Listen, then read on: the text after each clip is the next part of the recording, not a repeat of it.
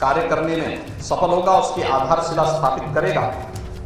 Budget अब तक का सबसे बड़ा बजट है। मित्रों, मुझे बताते हुए प्रसन्नता है कि हमारा ये बजट जब 15-16 में प्रदेश के अंदर बजट प्रस्तुत हुआ था, वह 3 लाख करोड़ के आसपास था। 3,02,687 करोड़ रुपए का था। और इस बार जब हम बजट प्रस्तुत कर रहे हैं, यह बजट 6,15,518 करोड़ 97 लाख का है।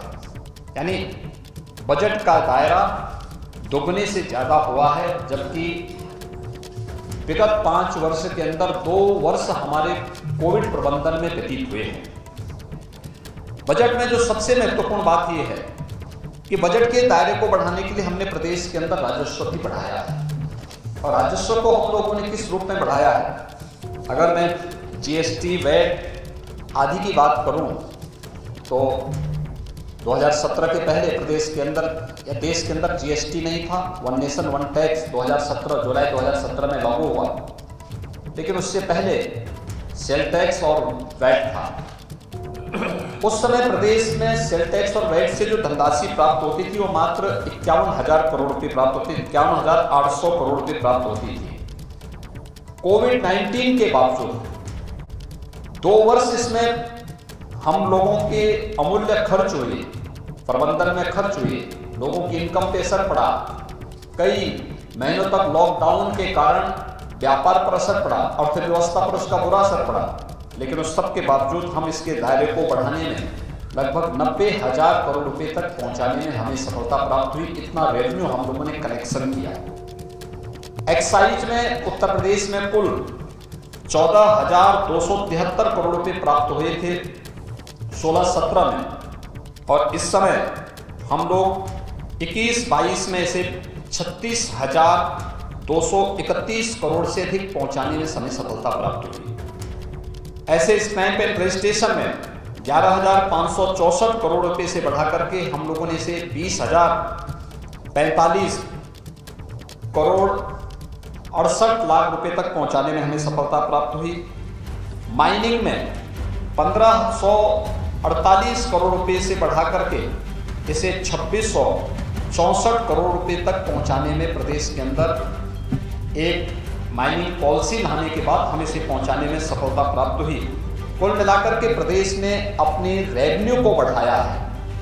रेवेन्यू को बढ़ाने के साथ साथ प्रदेश के विकास का जो आधार बना, उस आधार के साथ ही उस आधारशिला पर जो आगे की कार्रवाई प्रारंभ हुई, आज उसके परिणाम हम सबके सामने आ रहे हैं। प्रति व्यक्ति आय में वृद्धि भी, प्रदेश की अर्थव्यवस्था विगत 5 वर्ष के अंदर दुगनी हुई और बजट का दायरा भी हमारा दुगने से अधिक आज 2022-23 का प्रस्तुत हुआ है। सबसे महत्वपूर्ण बात इस बजट की है वो ये कि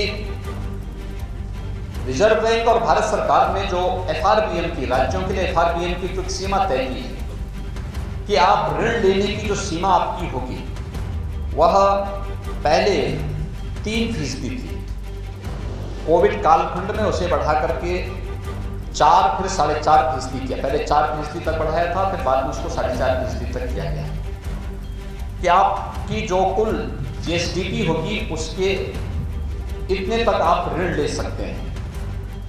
उत्तर प्रदेश आज भी अपना बजट के दायरे को बढ़ाने, बेहतर कोविड प्रबंधन करने, इंफ्रास्ट्रक्चर डेवलपमेंट के कार्यक्रमों को आगे बढ़ाने, लोक कल्याण के कार्यक्रमों को आगे बढ़ाने, प्रदेश के प्रत्येक तबके के लिए, गरीबों के लिए, गांवों के लिए, महिलाओं के लिए, किसानों के लिए, मजदूरों के लिए, व्यापारियों के लिए, समाज के प्रत्येक तबके के लिए अपनी कल्याणकारी योजनाओं को आगे बढ़ाने और समग्र विकास के कार्यक्रमों को आगे बढ़ाने के साथ ही एफआरबीएम की जो सीमा 4.5% तक तय की गई है, हम अपने कुशल वित्तीय प्रबंधन के तहत यह हमारा इस बजट के बाद भी 3.96% ही रहेगा। हम 4% से भी कम पर आज भी है। बजट का दायरा बढ़ा, प्रदेश के अंदर इंफ्रास्ट्रक्चर डेवलपमेंट के कार्यक्रम हुए, निवेश की नई नई संभावनाओं को हम लोगों ने नई पॉलिसी के माध्यम से आगे बढ़ाने का कार्य किया। ये प्रदेश की कुशल वित्तीय प्रबंधन का एक नमूना है। आज विधानसभा में उत्तर प्रदेश का 2022-23 का बजट प्रस्तुत हुआ है। मैं इसके लिए वित्त मंत्री जी को, अपने अपर मुख्य सचिव वित्त और उनकी पूरी टीम को हृदय से धन्यवाद देता हूं। पूरा मंत्री परिषद उनके सहयोग के लिए हमेशा तैयार रहा और हम विश्वास व्यक्त करते हैं कि आदरणीय प्रधानमंत्री जी की मंशा के अनुरूप यह बजट $1 ट्रिलियन की इकोनॉमी आगामी 5 वर्ष के दायरे के अंदर हम लोग आगे बढ़ाने में सफल होंगे। इस विश्वास के साथ यह बजट आज प्रस्तुत हुआ है। मैं विश्वास व्यक्त करूंगा कि लोक कल्याण संकल्प पत्र के जो 130 संकल्प थे उनमें से 97 को हम लोगों ने इसमें लिया है। शेष अन्य जो समय समय पर आएंगे भी हम लोग दिसंबर में अपना सप्लीमेंट्री बजट भी लेकर के आएंगे। तब तक सभी विभाग इस कार्यक्रम को तेजी के साथ आगे बढ़ाएंगे। प्रदेश विकास की गति पर फिर से दौड़ता हुआ दिखाई देगा और प्रधानमंत्री जी के विजन के अनुरूप देश की नंबर 1 अर्थव्यवस्था बनने की उत्तर प्रदेश अग्रसर होगा। मैं एक बार फिर से आप सबको बजट भाषण को और बजट के इस पूरे कार्यक्रम को सकारात्मक भाव से आगे बढ़ाने के लिए हृदय से धन्यवाद देता हूँ।